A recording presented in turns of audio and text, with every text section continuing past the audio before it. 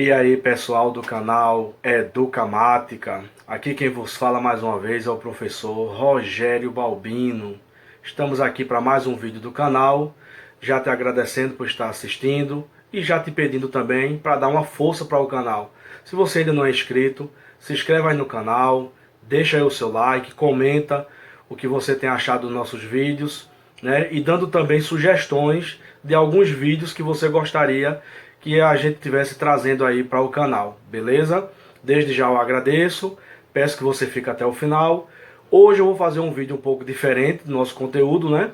Eu vou fazer meio que um desabafo, como vocês viram aí no título do vídeo, um desabafo de um professor, certo? Então fica até o final do vídeo, você poder ouvir aí como é a situação de um professor aqui no Brasil, beleza? Então vamos ao vídeo de hoje. Bom, pessoal, como eu falei para vocês aí no início do vídeo, e como tá aí no título também, né? Eu vou fazer meio que um desabafo, né? De forma respeitosa, claro, mas contando um pouco como é o dia a dia e a vida de um professor aqui no Brasil. Por mais que a gente escute, né, as pessoas dizendo que o professor deveria ser valorizado, que o professor ele merece um salário melhor, infelizmente na prática não é isso que acontece, né? Estamos passando aí por um momento de pandemia, já 6 meses, né, sem aulas, escolas fechadas, e muita gente achando que o professor ele está de férias em casa, que o professor ele está de boa em casa, sem fazer nada, sendo que a nossa realidade ela é completamente diferente. E é por isso que eu quero fazer esse vídeo contando um pouco, né, do nosso dia a dia como professor. Como vocês já sabem, aqui no canal, eu sou professor da rede municipal de Caruaru e também da rede estadual aqui do estado de Pernambuco, beleza? E aí eu tenho uma realidade tanto do município como do estado. Cada professor, ele já vinha com uma carga de trabalho muito grande, né? Nós que trabalhamos com 200 horas, nós temos uma carga horária semanal de 40 horas, que são distribuídas em 2/3, ou seja, 26 aulas regidas, né, em sala de aula com aluno, e o restante das aulas, né, as outras 14, é justamente aula-atividade, para planejamento, correção de atividade, elaboração de atividade, elaboração de provas, de testes, né? Preenchimento de diário. Tudo isso, planejamento, é muita coisa que o professor precisa fazer além da sala de aula com o aluno. Tem pessoas que enxergam o professor e vê apenas o professor naquele momento de sala de aula. O professor chegou lá, deu a sua aula e tudo de boa. E não é só isso. Para o professor chegar naquele momento da sala de aula, já houve um processo enorme que ele teve que fazer, que ele precisou desenvolver para trazer uma aula de qualidade para o seu aluno. Mediante toda essa situação, viemos agora com uma novidade, que foi a aula remota, né? Por conta desse momento de pandemia, todos tivemos que ficar em casa, através de decretos aí, estaduais e municipais. Nós precisamos ficar em casa para cuidar da nossa saúde, da saúde dos alunos, para evitar o contágio, aquilo tudo que a gente já conhece. Mas aí veio o problema, mais uma vez, para cima do professor. Tem a dificuldade pelo lado do aluno, mas também tem a dificuldade do lado do professor. Tivemos que nos inovar ainda mais.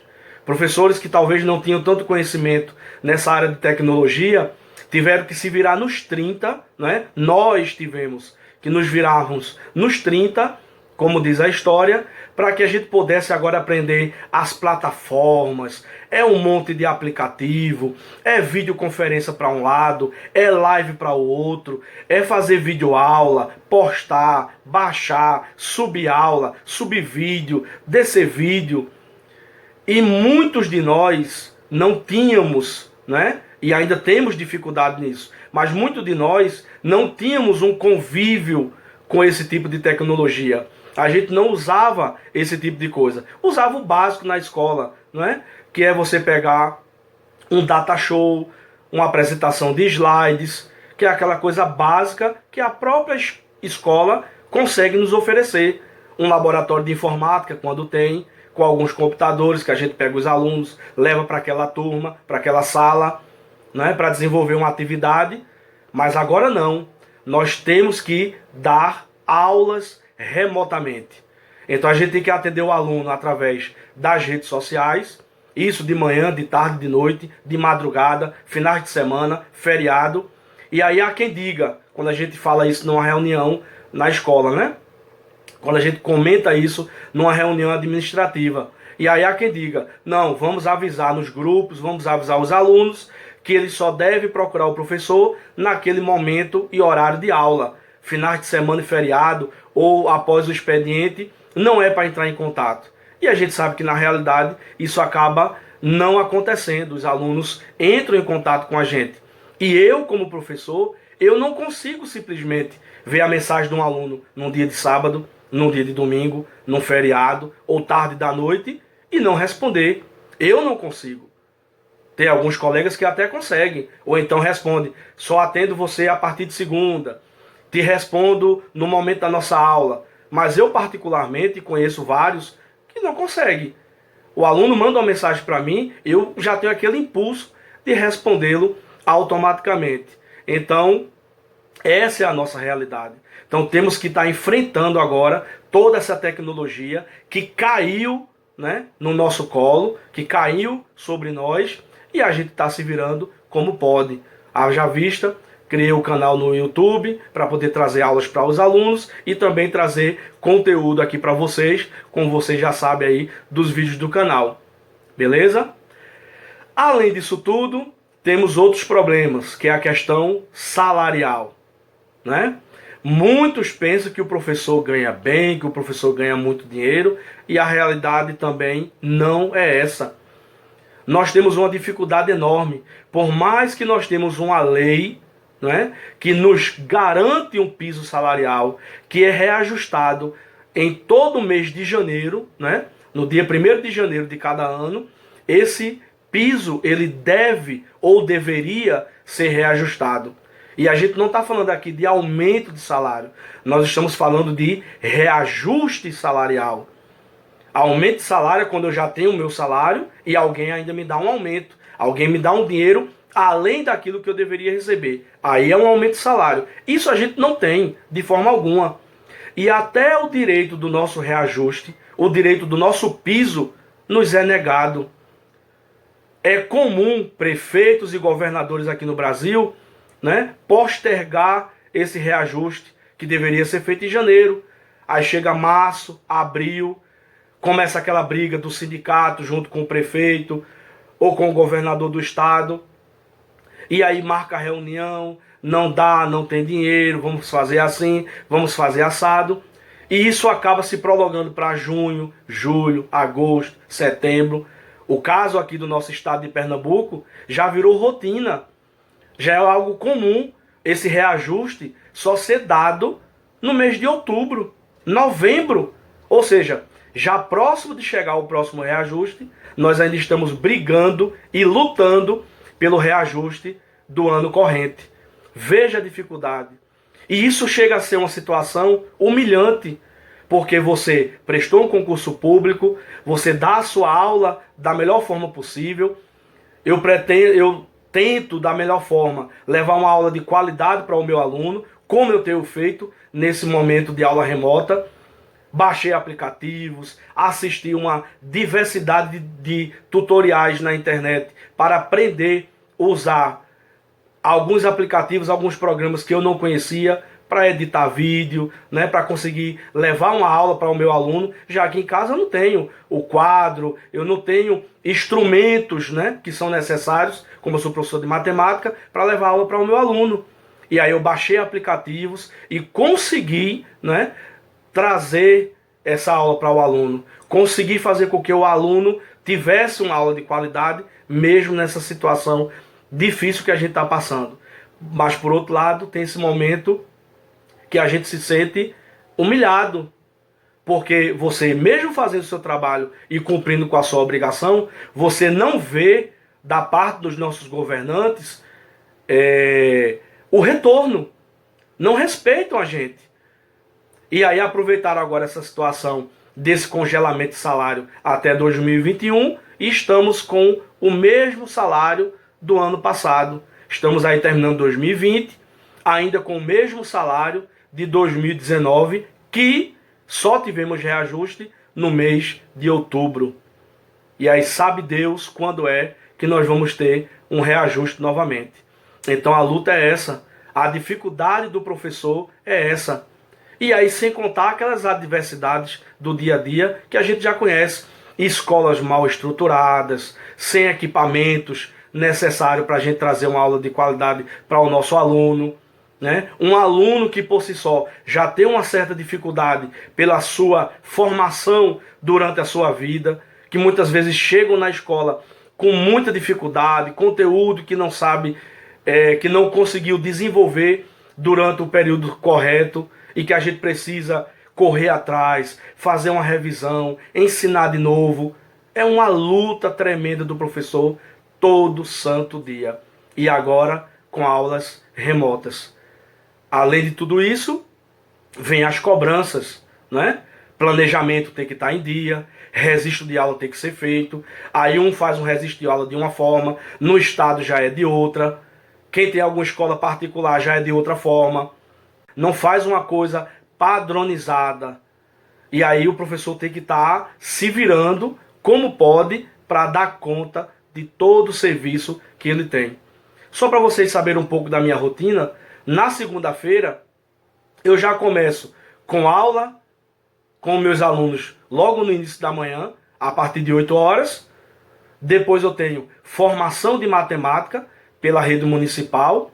Depois eu tinha formação da plataforma Google, que a prefeitura ofereceu para o professor, para a gente poder aprender, né, a manusear essa plataforma, seus aplicativos, para poder melhorar o conteúdo para o nosso aluno. Aula à tarde.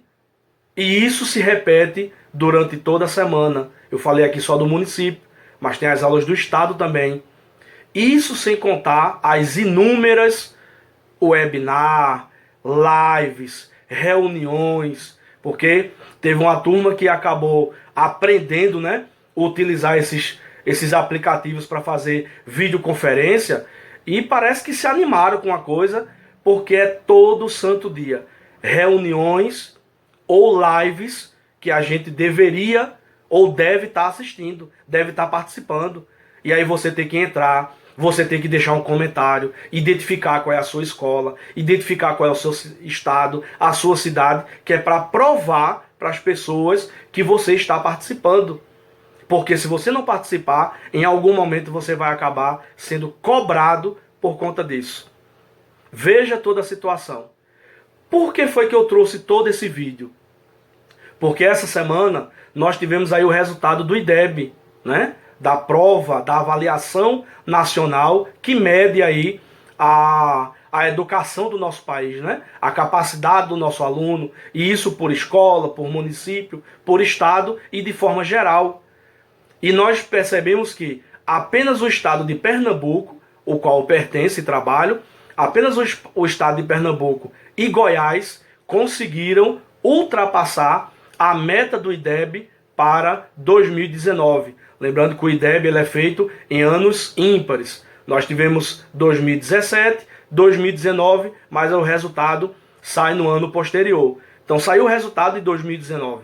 Pernambuco e Goiás, os únicos estados que conseguiram ultrapassar a meta estabelecida pela nota do IDEB. E tivemos aí o estado do Espírito Santo, que mesmo não tendo conseguido ultrapassar a meta estabelecida para aquele estado, mesmo assim ele tem uma nota muito boa em relação ao restante dos estados. Então veja, mediante toda essa dificuldade, toda essa humilhação que nós passamos, mesmo assim nós provamos mais uma vez que temos levado um ensino de qualidade para o nosso aluno. E aí, claro que estamos longe de chegar à perfeição. Estamos longe de chegar numa nota realmente para a gente se orgulhar. Mas mediante a situação que nos é colocada, mediante aquilo que eu tenho, que me é oferecido para o trabalho, nós estamos de parabéns e nós estamos realmente fazendo um trabalho que podemos nos orgulhar. Então era isso que eu queria trazer para vocês. E aí essa semana eu tive que me deparar com a minha gestora numa reunião, as lágrimas descendo do seu rosto, chorando, né? Emocionada, porque a nossa escola, ela ficou na estabilidade, ela não conseguiu avançar na meta que tinha estabelecido. Ficou praticamente na mesma nota que nós tínhamos adquirido em 2017, por causa de N dificuldades. Como eu já contei aqui para vocês, por mais que a gente se esforce, existe toda uma luta, me parece, para que a educação no Brasil não dê certo. Né? É falta de investimento, é falta de condições de trabalho, é essa humilhação no salário do professor. É muita coisa.